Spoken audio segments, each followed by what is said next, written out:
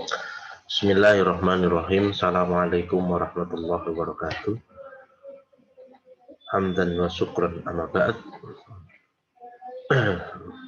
Mari kita lanjutkan perkuliahan selanjutnya, retorika dakwah dan seni pidato. Tema kita pada hari ini adalah being a smart orator, menjadi seorang orator yang cerdas. Sebenarnya tema ini saya angkat dengan mengangkat 6 tema yang lain yang sebenarnya saya buat video terpisah-pisah. Namun nampaknya waktu tidak mengizinkan sehingga harus kita gabung jadi satu supaya lebih efisien. Muncul pertanyaan yang pertama, bagaimana menjadi orator yang cerdas? Karena tidak semua orang itu mampu berbicara layaknya orang yang memiliki kemampuan luar biasa, atau istilah yang dikenal dengan masyarakat namanya singapodium. Sehingga ada narasi bahwa singapodium itu dilahirkan dari seorang singa juga. Sebenarnya saya tidak sepakat dengan istilah itu. Kenapa? Karena kemampuan berbicara itu ternyata bisa dilatih. Ada orang mengatakan saya itu tidak mampu berbicara lama. Ternyata kalau diteliti, dia punya masalah di dalamnya. Sehingga salah satunya adalah ketidakmampuan dia dalam mengembangkan pembahasan. Ada orang berbicara, saya kalau berbicara tidak pernah didengarkan oleh orang banyak. Ketika diteliti lebih mendalam, ternyata pilihan topik atau judul yang digunakan dalam berceramah tidak pernah mengangkat isu-isu kekinian. Atau dia sudah mengangkat isu kekinian, namun dia tidak menguasai materi, sehingga bingung dengan sendirinya ketika menyampaikan sebuah gagasan. Atau dia menguasai materi, topiknya sudah kekinian, namun pembahasannya dan kurang berkembang. Kenapa? Karena sikap dia itu belum mencerminkan sebagai seorang orator. Yang paling parah lagi, kata-kata yang dipilih tidak mencerminkan sebagai seorang mubalik atau dai atau orator. Maka di sini perlu membangun sebuah kredibilitas. Tema kita hari ini mengkaji tentang bagaimana cara menjadi orator yang cerdas. Ada 6 langkah. Langkah yang pertama adalah kemampuan seseorang memilih topik yang berkaitan dengan isu kekinian. Kenapa ini penting?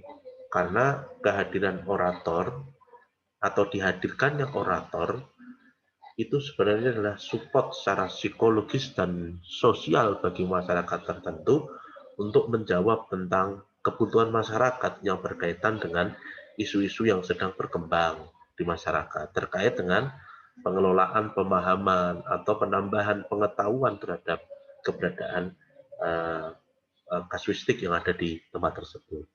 Maka orator yang cerdas yang pertama kali adalah dia adalah orang yang pandai memilih topik yang berkaitan dengan isu kekinian. Nah, di sini perlu dipahami ada 7 kriteria topik itu bisa dikatakan menarik. Pertama, topik yang digunakan dalam berbicara adalah topik yang memiliki erat kaitan dengan pengetahuan sang orator, sang dai, sang mubalik. Biasanya berkaitan dengan pengetahuan yang dimiliki, pengalaman yang melekat dalam diri seorang orator, dan pembacaan yang dilakukan oleh orator terhadap literatur atau kasuistik yang ada di masyarakat. Nah, ini penting karena dengan adanya latar belakang yang dimiliki oleh seseorang tersebut, maka akan terjadi penguasaan terhadap isu tertentu yang akan melahirkan sebuah topik yang dibutuhkan oleh masyarakat. Yang kedua adalah mengambil topik yang menarik menurut orator. pengalaman, pengetahuan, pembacaan yang dilakukan itu akan melahirkan sebuah pemilahan dan pemilihan topik yang menarik, sehingga muncul spesialisasi orator tersebut dalam menarasikan sebuah isu-isu yang sedang berkembang di masyarakat. Nah, spesialisasi ini adalah bagian daripada wujud tanggung jawab seorang orator ketika menarasikan pidato yang hendak disampaikan kepada masyarakat atau audiens. Maka kalau saya ingin katakan lebih sederhananya, topik yang menarik itu adalah topik yang bisa disampaikan oleh orang yang spesial, orang yang ahli di bidangnya, orang yang sangat capable dalam mengungkapkan tema atau topik tersebut. Nah, maka kapabilitas seorang dai ini bisa dipertanyakan ketika dia berbicara sesuatu, namun dia tidak menguasai dan bahkan tidak memiliki latar belakang itu. Yang ketiga, topik membuat pendengar tertarik atau menarik, atau topik membuat menarik minat pendengar. Maksudnya apa? Percuma kita berbicara banyak, tapi mustamiin tidak mau mendengar karena dianggap penyampaian kita sudah usang.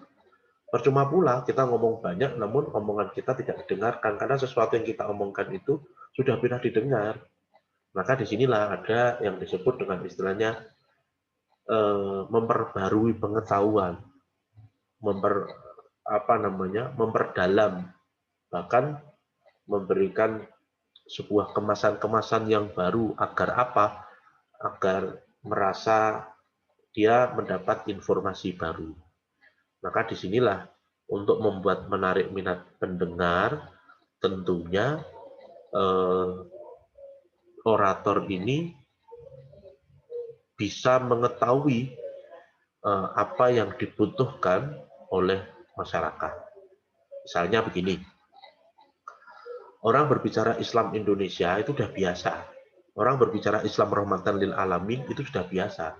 Tapi ketika orang sudah berbicara tentang Islam Nusantara, muncullah permasalahan yang saat ini banyak diperdebatkan. Dianggap sebagai Islam barulah, menyelisih Islam rahmatan lil alamin lah, yang pada dasarnya adalah menurut saya itu sama aja. Kenapa dikatakan sama aja? Karena Islam Nusantara itu berbicara bukan Islam baru, tapi bagaimana Islam itu berkembang di Nusantara.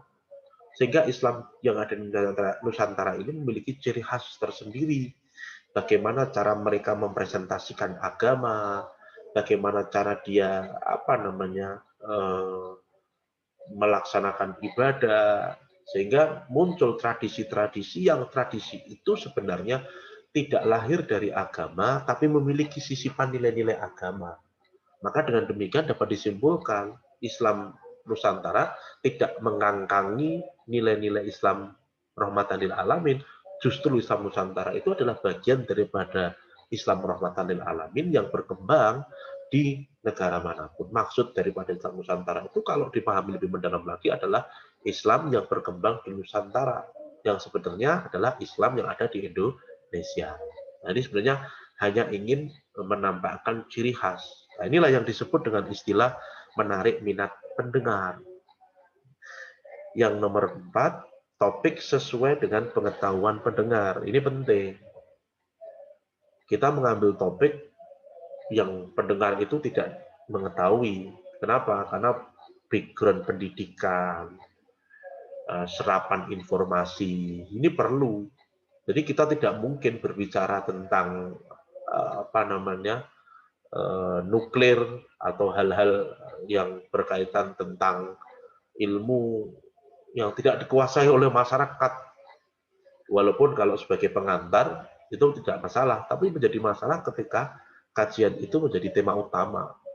Jadi kalau saya membahasakan adalah berbicara sesuai dengan kebutuhan yang dibutuhkan oleh masyarakat. Ini penting.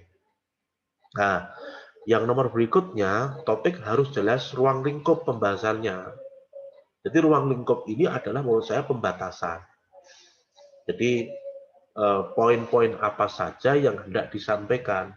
Sehingga ketika di video sebelumnya itu harus jelas tujuan dan maksud, di sini ingin disampaikan ruang lingkupnya itu seperti apa yang hendak dikaji. Sisi psikologis, sisi sosiologis, sisi antropologis, tradisi, kebudayaan. Jangan kemudian satu permasalahan dihukumi dengan permasalahan yang lain yang kemudian tidak nyambung. Nah, saat itulah menjadi kemandekan dalam cara berpikir, karena satu permasalahan itu sebenarnya bisa didekati dengan berbagai macam metodologi yang sesungguhnya disinilah keluasan Islam soleh likuliz zaman wal makan. Maka ruang lingkup ini menjadi pembatas apa yang hendak disampaikan seorang orator tersebut. Yang nomor berikutnya, topik harus sesuai dengan waktu dan situasi. Jadi ingin saya sampaikan, kalau di video sebelumnya, ada 3 hal yang harus diperhatikan seseorang itu ketika hendak menyampaikan sesuatu. Kapan, di mana, kepada siapa. Kapan itu berkaitan dengan waktu, di mana itu berkaitan dengan tempat, dan kepada siapa ini berkaitan dengan audiens yang dihadapi. Jadi, kesesuaian dia menyampaikan materi dengan apa yang dihadapi akan berimplikasi positif dengan capaian hasil pidato yang disampaikan. Namun bila keluar dari itu, nampaknya agak susah, bahkan cenderung tidak didengarkan. Nah, disinilah yang disebut dengan istilah mengadaptasi kebutuhan masyarakat.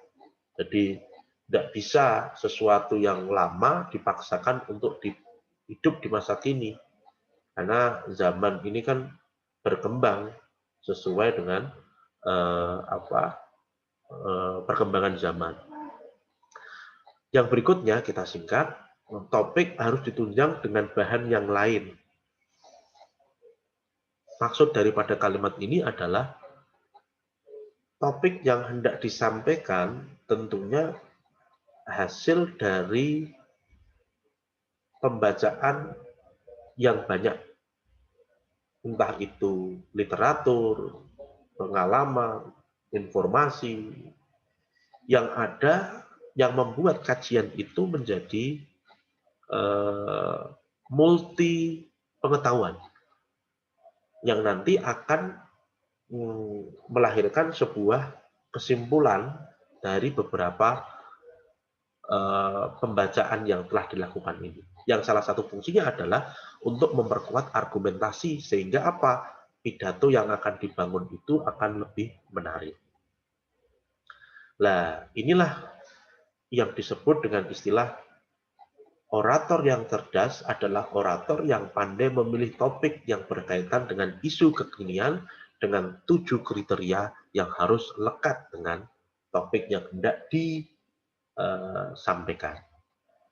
Yang kedua adalah mampu mengembangkan pembahasan. Nah, di sini untuk menjawab, ada orang mengeluh, saya tidak bisa ceramah lama. Nah, yang kedua, susah ngomong berlama-lama. Yang ketiga, saya tuh bingung kalau ngomong lama-lama. Kenapa bingung? Ya karena dia tidak mampu mengembangkan pembahasan. Nah, di sini ada 6 teori yang dibangun bagaimana pembahasan itu menjadi berkembang. Saya menjadi percaya kemampuan seorang kiai yang menyampaikan satu ayat, tapi dia mampu menguraikan berjam-jam. Nah, ini berarti menandakan ada keluasan ilmu pengetahuan yang dimiliki oleh kiai tersebut. Dan orang semacam ini harus diikuti. Ini adalah orang yang alim karena memiliki pembacaan yang luas, pengetahuan yang dalam, pengalaman yang banyak. Maka 6 hal yang harus diketahui oleh seorang untuk mengembangkan pembahasan itu, yang pertama adalah menjelaskan secara garis besar mengenai topik Maksudnya apa ini? Maksudnya ketika seseorang hendak menarasikan pidato, dia harus memiliki kalimat utama. Yang kalimat utama ini disebut dengan garis besar. Dan dari kalimat pertama ini akan dilahirkan penjelasan-penjelasan. Dalam istilah mudahnya ada poin-poin yang hendak disampaikan setiap uraian yang disampaikan. Maka garis besar ini memiliki fungsi satu, pembicaraan jadi terarah, yang kedua runtut, yang ketiga mengena, yang keempat sesuai dengan durasi waktu, kebutuhan, dan lain sebagainya. Nah, ini penting garis besar ini. Nah, kesalahan beberapa dari kita itu tidak punya garis besarnya, hanya ngomong saja. Jadi tidak ada kalimat inti, tidak ada kalimat penting, semuanya dianggap penting. Padahal garis besar itu penting untuk mengetahui perpindahan antara pembahasan satu dengan pembahasan yang berikutnya. Yang kedua, yang membuat seseorang itu menjadi berkembang pembahasannya adalah kemampuan dia memaparkan contoh-contoh. Kemampuan untuk memaparkan contoh ini adalah bagian yang baik dalam pengembangan pembahasan. Kenapa? Karena contoh ini adalah salah satu alat untuk memperkuat argumentasi yang dibangun oleh seseorang. Bagaimana caranya? Caranya adalah menarasikan contoh yang sesuai dengan tema yang sedang dikaji oleh orang tersebut atau orator tersebut. Harapannya apa? Harapannya dari contoh-contoh tersebut orang menjadi paham. Tentunya kemampuan memberikan contoh yang disampaikan ini adalah contoh yang tidak berdasarkan dengan informasi palsu atau hoax, sehingga mengakibatkan apa yang dia sampaikan itu tidak tepat. Yang ketiga, ada analogi. Apa itu analogi? Analogi itu adalah membuat persamaan dan perbedaan. Maksudnya apa? Persamaan yang disampaikan oleh orang ini adalah persamaan yang lahir dari sesuatu yang berbeda untuk diambil sesuatu yang memiliki nilai-nilai kesamaan. Kalau saya bahasakan dengan bahasa yang lebih mudah, di dalam setiap persamaan pasti ada perbedaan. Begitu juga di dalam perbedaan itu pasti ada persamaan. Maka nilai-nilai inilah yang kemudian menjadi titik temu. Bahkan ada sebuah kaidah yang mengatakan kita bersepakat di dalam hal yang kita sepakati dan kita berbeda di dalam hal yang memang kita berbeda. Kenapa begitu? Ya, inilah yang disebut dengan istilah dasar-dasar toleransi. Yang berikutnya dalam pengembangan pembahasan ada yang disebut dengan istilah testimoni. Apa itu testimoni? Testimoni itu adalah mengutip pendapat para ahli. Maksudnya apa? Pendapat para ahli ini adalah pendapat yang digunakan oleh seorang orator untuk memperkuat apa yang hendak dijelaskan. Maka sumber daripada pembicaraannya ini menjadi akurat. Kenapa? Karena ditambah dengan kalimat-kalimat yang memperkuat argumentasi yang dia gunakan. Misalnya, orang berbicara tentang hukum sesuatu yang sesuatu itu belum ditentukan hukumnya. Nah, ada sebagian orang langsung menutup dengan istilah bid'ah. Padahal ada kaidah yang mengatakan al-aslu fil asya al-ibahah. Segala sesuatu itu dasarnya boleh, kecuali muncul ada dalil yang mengharamkannya. Ada lagi kebiasaan-kebiasaan masyarakat yang kemudian dijalankan hingga sampai saat ini. Ada kaidah maro'ahul muslimuna hasanan bahwa indallahi hasan. Dan seterusnya. Ini kalimat-kalimat penting yang akan memperkuat apa argumentasi. Ali bin Abi Thalib pernah mengatakan al-haqqu bila nidomin yaglibu al-batil binidomin. Kebenaran bila tidak tersusun dengan sistematis maka akan kalah dengan keburukan tapi tersusun dengan sistematis. Ini kan kata-kata menarik, memperkuat dengan argumentasi yang dibangun. Dan banyak lagi dalil-dalil ini. Saya kira justru di sini nih kemampuan seseorang, pengetahuan seseorang itu akan ketahuan karena apa? Karena pengembangan pembahasan itu akan melahirkan sejauh mana orator itu banyak membaca, punya pengalaman, informasi yang diserap, dan seterusnya. Yang berikutnya, mampu menguraikan dengan data statistik. Apa itu data statistik? Data statistik adalah data yang didapat atau diperoleh dari ukuran-ukuran yang jelas yang berkaitan dengan kasus-kasus atau permasalahan-permasalahan atau isu-isu yang berkembang di masyarakat. Dari situ nanti orang itu akan apa? Akan merasa benar, tepat, dan bahwa apa yang dia terima bukan berdasarkan informasi yang palsu. Karena data-data itu menjadi alat ukur sehingga seseorang itu bisa menimbang, mengevaluasi, bahkan akan merubah cara pandang terhadap apa yang dia lakukan. Dan yang terakhir, dalam membangun pembahasan itu adanya perulangan. Perulangan itu penting.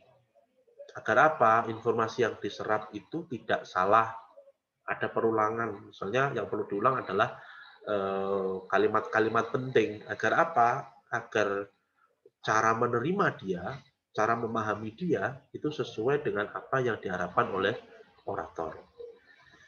Nah, ini adalah orator yang cerdas adalah orator yang mampu mengembangkan pembahasan.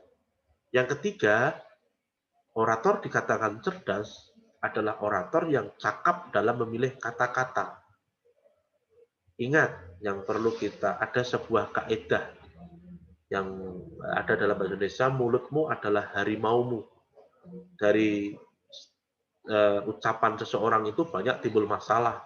Dari status orang itu banyak muncul masalah. Disinilah yang disebut dengan istilah Undang-Undang ITE yang sering menjerat beberapa teman atau kelompok lain itu berada pada titik keburukan dari hasil kata-kata yang diucapkan, namun dia tidak menyadari kesalahan daripada kata-kata yang dia lakukan. Maka di sini ada 6 hal yang harus dilakukan seseorang untuk mengukur kecakapan dia dalam memilih kata-kata. Yang pertama, kata-kata yang harus diucapkan itu harus jelas. Maksudnya jelas itu tidak boleh menggunakan kata-kata yang samar, ambigu, kata-kata yang tidak bisa dipahami. Sehingga kata-kata ini tidak memiliki efek positif terhadap orang yang mendengar. Yang kedua, gunakan kata-kata yang sederhana. Maksudnya, kata-kata yang lazim digunakan dan tidak berbunga-bunga. Fokus dan tidak membuat orang itu menjadi bingung. Atau dalam istilah kita namanya bulet. Yang berikutnya, gunakan pengulangan gagasan dengan kata yang berbeda. Maksudnya apa? Ada variasi. Satu pembahasan tapi dikaji dengan menggunakan pembahasan-pembahasan atau kata-kata yang berbeda-beda. Sehingga akan muncul sudut pandang yang beragam. Yang berikutnya, hindari istilah teknis, istilah-istilah ilmiah, istilah-istilah yang tidak penting, yang kemudian menyebabkan seorang orator ini terikat untuk mendefinisikan istilah tersebut. Sehingga substansi dari ceramah yang hendak dia sampaikan menjadi hilang. Karena apa? Karena ketidaksesuaian antara misi yang hendak digabung, durasi waktu, dengan hilangnya fokus untuk menjelaskan sebuah materi tertentu karena waktunya relatif habis untuk menjelaskan istilah-istilah teknis. Yang berikutnya, kata-kata harus tepat. Apa kata-kata harus tepat? Kata-kata harus tepat itu maksudnya adalah kata-kata yang digunakan itu sesuai dengan tupoksi, tugas pokok fungsi daripada kata-kata tersebut. Untuk apa? Untuk menguraikan sebuah permasalahan. Jadi jangan sampai kemudian kata-kata yang tidak tepat menjadi bagian untuk menarasikan ceramah yang dia lakukan. Dan yang terakhir, kata-kata harus layak. Maksudnya harus layak bagaimana? Ya, hindarilah caci maki, hindarilah kata-kata kotor. Yang perlu kita ingat, yang namanya dai atau mubalik itu kan mengajak, bukan mengejek, merangkul, bukan memukul. Kalau narasi yang dibangun memukul, bagaimana dia bisa merangkul? Kalau narasi yang dibangun adalah mengejek, bagaimana dia bisa mengajak? Mendidik, bukan menghardik. Maksudnya apa? Dengan dia berceramah, sesungguhnya menampilkan edukasi, bukan kepada masyarakat, bukan menghardik, sehingga orang menjadi takut, fobia. Maka Islam itu rahmatan lil alamin, ajarannya, tapi terkadang menjadi tidak rahmatan lil alamin karena penyampainya itu salah dalam menarasikan kata-kata yang layak untuk disampaikan. Nah, ini penting. Jadi hindari, ada dai kok misuh, itu menjadi kesalahan. Ada dai kok menghujat, itu kesalahan. Ya perlu kita sadarkan. Yang nomor berikutnya, orator yang cerdas adalah orator yang membangun atau memiliki kredibilitas. Maksudnya apa? Kredibilitas itu penting karena dengan kredibilitas yang dimiliki seseorang akan menyebabkan audiens itu tertarik untuk mengikuti apa yang hendak disampaikan.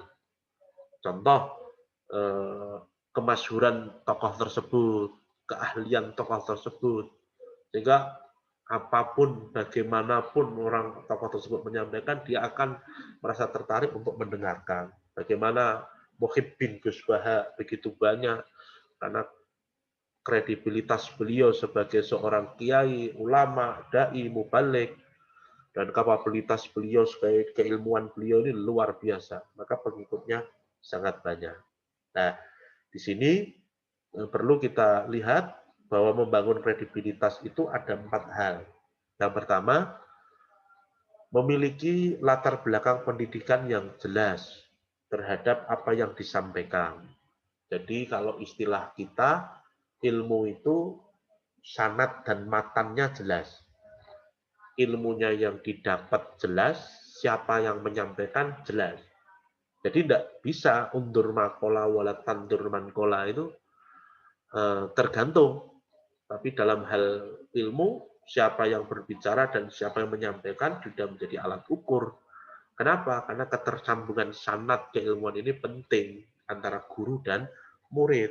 Maka mencari menjadi seorang orator agar kredibel itu adalah yang pertama kali latar belakang pendidikan yang jelas. Tidak mungkin orang yang tidak memiliki latar belakang pendidikan yang jelas, dia mampu untuk menyampaikan narasi yang baik dalam ceramahnya. Maka disinilah bagi saya sendiri latar belakang seorang orator, dai, mubalik itu sangat penting untuk menentukan apa yang harus saya ikuti dari beliau, para orator ini. Karena apa? Karena disitulah ilmu itu penting. Sehingga dari ilmu itu lahir sebuah karakter yang luar biasa. Yang kedua, memiliki pemikiran yang praktis, menyampaikan gagasan yang dapat diterima audiens. Maksudnya apa? Pikirannya, cara berpikirnya itu simple, praktis. Tidak sulit dan bulat. Kalau saya bahasakan dengan bahasa yang lebih mudah, menyederhanakan sesuatu yang susah. Bukan membuat susah sesuatu yang sederhana. Karena apa? Kebutuhan masyarakat itu kan mengurai sesuatu yang sulit untuk menjadi mudah. Jangan dibebani tambah susah lagi. Sehingga orang itu menjadi tidak nyaman dengan apa? Dengan pernyataan penyampaian seorang orator yang menambah bingung audiens. Sehingga ketika dalam mempraktekkan dia merasa tidak dapat secara sempurna. Kenapa? Karena masih belum paham itu tadi. Yang berikutnya, berakhlak yang baik dan memiliki karakter. Nah, ini loh. Al-adab fauqal ilmi. Adab itu tempatnya di atas ilmu. Makanya untuk menilai seseorang kapasitas dan kapabilitasnya itu pertama kali adalah adabnya, ketawaduannya, eh, cara berpakaiannya, cara tutur katanya, cara menyampaikan ilmunya. Nah, ini menarik. Maka kadang saya sedih seorang dianggap sebagai tuntunan masyarakat, namun ada yang kurang dengan akhlaknya. Saya kekhawatiran itu muncul apabila penyampaian yang baik, namun audiens tidak menyontoh akhlaknya, tapi malah yang tidak mencontoh ilmunya, tapi malah mempraktekkan akhlak yang dia lihat menurut saya kurang baik, sehingga menyebabkan ketidaktepatan dalam menerima informasi. Makanya kenapa kok Rasulullah mengatakan innama bu'istu liutammima makarimal akhlak. Ya kalau saya pahami ya, Islam itu dilihat dari moralitasnya. Nah, moralitas itu penting karena kehadiran Islam adalah menyempurnakan seluruh ajaran yang pernah dibawa oleh para nabi dan rasul. Nah, tidak hanya berbicara akidah, syariat, fikih, muamalah, namun apa yang tercermin di dalam dirinya untuk diinterpretasikan dalam sikap keseharian menjadi salah satu tolak ukur cara beragama dia sudah sesuai dengan Rasulullah atau belum. Nah, ini menarik. Dan yang nomor 4, membangun kredibilitas itu sesuai dengan keinginan audiens. Jadi maksudnya apa sih? Dia mampu menyesuaikan apa yang dibutuhkan audiens.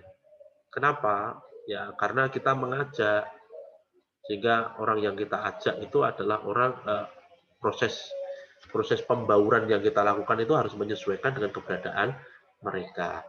Nah, proses inilah yang kemudian disebut dengan istilah wasilah itu penting sebelum menyampaikan sebuah gagasan. Sehingga di situ orang bisa masuk dan leluasa menyampaikan sebuah gagasan karena dia sudah diterima. Nah, yang nomor 5, orator yang cerdas adalah memiliki sikap sebagai seorang orator. Ini penting. Kadang orang itu di atas mimbar hilang, nggak bisa ngomong sama sekali. Karena ada sikap dia sebagai seorang orator tidak ada. Apa saja sikap sebagai orang orator itu? Pertama yang harus dimiliki adalah percaya pada diri sendiri. Memiliki kepercayaan yang luar biasa. Agar apa? Agar ketika dia menyampaikan sebuah narasi pidato, tidak berhenti di tengah jalan. Karena apa? Karena kepercayaan dirinya hilang.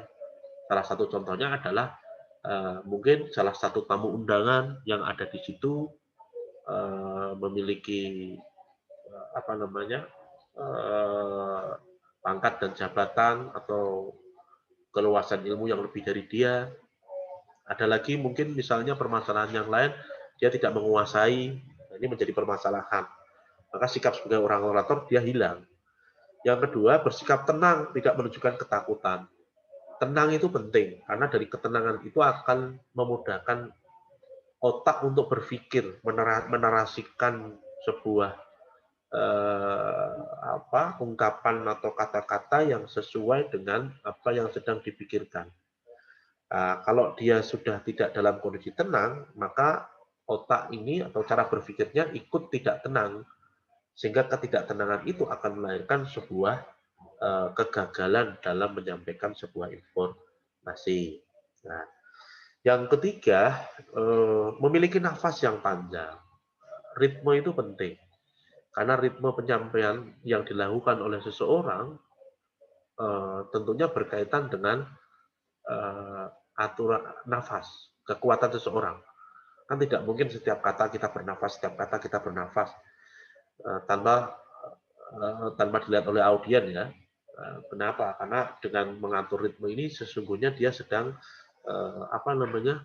mampu mengatur ritme kata, ungkapan, kadang naik, kadang turun, kadang membutuhkan power, itu ditopang dengan nafas. Yang berikutnya nomor 4 adalah menatap hadirin. Jangan sampai kita itu ketika berceramah, bernarasi, hanya melihat bagian bawah, tidak menatap para hadirin. Bagian mana yang perlu kita tatap? Nah, yang perlu kita tatap adalah bagian atas matanya. Kenapa di situ? Ya, seolah kita menguasai.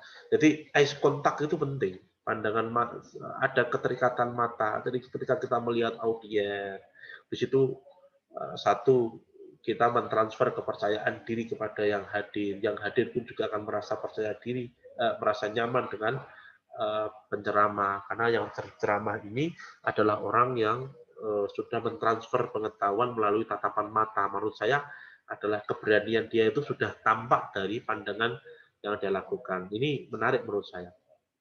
Nah, yang berikutnya berbicara dengan gaya orisinil, gaya dia sendiri, tidak meniru gaya orang lain. Ini adalah salah satu kunci juga menjadi seorang orator itu tidak menduplikasi gaya orang lain, tapi dia lahir dari dirinya sendiri, dia muncul dari karakter dia sendiri, namun penuh dengan pertimbangan. Kenapa? Kalau orang itu terikat dengan gaya orang lain, dia sibuk dengan menggunakan gaya. Kalau saya bahasakan dengan istilah saya, dia untuk improve kepada hal yang baru susah. Kenapa susah? Ya karena dia terikat dengan gaya itu susah. Karena biasanya tipe semacam ini adalah tipe memorize. Dia hanya menghafal saja, menghafal. Jadi untuk menarik perhatian para audiens itu relatif agak susah. Ambil contoh putra Kiai Haji Zainuddin Hamzat misalnya yang sampai saat ini beliau berceramah masih menggunakan narasi, gaya, intonasi, mimik seperti abahnya. Nah, itu adalah bagian daripada mencontoh, tapi bukan berarti itu adalah salah. Hanya menurut pendapat saya, seorang orator agak kesusahan bila dia menyampaikan narasi pidato terikat selain dari materi yang tidak disampaikan dan gaya seseorang. Nampaknya itu agak susah. Yang berikutnya adalah berbicara dengan sikap sama-sama sederajat.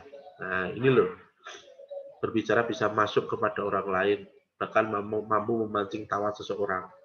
Kenapa bisa begitu? Karena dia melihat orang tersebut adalah orang yang sepantaran, sama sederajat, tidak ada level. Jadi dari istilah itu kemudian menyebabkan seseorang itu akan mudah untuk memancing. Apa yang dipancing? Ya keterikatan seseorang terhadap materi. Maka pernah saya ditanya, guyonan yang sama disampaikan dua kiai yang berbeda. Yang satu berhasil untuk memancing tertawa, yang satu tidak berhasil. Ketika diteliti, salah satu masalah di sini. Yang berhasil memancing tertawa, dia menganggap orang yang berada di depannya adalah teman sebayanya, seolah-olah dia sedang bercerita dengan temannya. Namun yang satunya itu sedang bercerita layaknya seorang yang lebih tua bercerita dengan yang lebih muda. Nah, yang lebih muda ini mau tertawa juga tidak berani karena khawatir akan menyinggung perasaan yang tua. Dan yang berikutnya, terakhir, tidak menggurui. Banyakan orang tidak suka digurui. Ya namanya narasi yang dibangun dalam orator itu kan transfer pengetahuan antara satu dengan yang lain. Maka dalam mentransfer pengetahuan ini yang perlu kita pahami adalah sama-sama untuk belajar. Ketika sama-sama untuk belajar ini berarti konsepnya tidak menggurui, tapi lebih cenderung kepada bersama-sama untuk mentadaburi, mengevaluasi yang ada pada diri sendiri dan orang lain tentunya untuk menjadi kebaikan secara bersama. Nah, ini yang disebut dengan istilah sikap sebagai seorang orator. Yang terakhir, orator yang cerdas itu adalah orator yang menguasai materi yang hendak disampaikan. Kenapa begitu? Karena ada orator itu yang cemas. Kenapa? Karena dia tidak menguasai materi. Tidak mengerti materi yang hendak disampaikan. Maka penguasaan materi yang hendak disampaikan itu biasanya berkaitan dengan kesiapan seseorang ketika hendak menyampaikan narasi pidato. Jadi di video sebelumnya ada 6 langkah yang harus dibangun oleh seseorang ketika dia hendak berceramah. Nah, 6 langkah ini sebagai bagian daripada penguasaan materi. Ada pembacaan, ada pengalaman, ada apa namanya kajian lapangan. Setelah daripada itu dia mulai menyusun, ada kata-kata kunci yang harus diperkuat, menyiapkan dalil secara tepat, sehingga tidak ada kejadian menyebutkan dalil tapi salah. Ini kan menjadi sebuah kesimpulan bagi saya, dia tidak menguasai materi tersebut yang hendak disampaikan. Maka kuncinya ini adalah penguasaan materi itu sangat bergantung dengan persiapan dia dalam menyiapkan materi. Jadi apa namanya, sangat banyak di antara kita ini materi tidak menguasai, sehingga ceramah yang dilakukan itu lebih banyak berorientasi dengan menceritakan apa yang terjadi dalam dirinya sendiri. Sehingga selesai dari situ masyarakat tidak mendapat apa-apa. Jadi kalau bagi saya guyonan itu ada dua. Guyonan yang cerdas dan mencerdaskan, guyonan yang menurut saya cerdas tapi tidak mencerdaskan. Karena dari hasil guyonan itu tidak didapat sebuah informasi yang tidak didapat. Maka dari sinilah orator yang cerdas itu sangat bergantung pada topik yang dipilih, ada nggak kaitannya dengan isu kekinian. Yang kedua, bagaimana dia mengembangkan pembahasan. Yang ketiga, bagaimana dia memilih kata-kata. Yang keempat, bagaimana dia membangun kredibilitas. Yang kelima, bagaimana sikap dia sebagai seorang orator. Yang keenam, dia menguasai materi yang hendak disampaikan. Banyak baca, banyak belajar, banyak menyerap informasi, banyak mengkaji, sehingga muncullah variasi-variasi dalam penyampaian naskah pidatonya. Ini yang dapat sampaikan hari ini, 6 topik diringkas dalam satu pertemuan. Semoga bermanfaat. Kita sambung lagi pada pertemuan selanjutnya. Terima kasih. Assalamualaikum warahmatullahi wabarakatuh.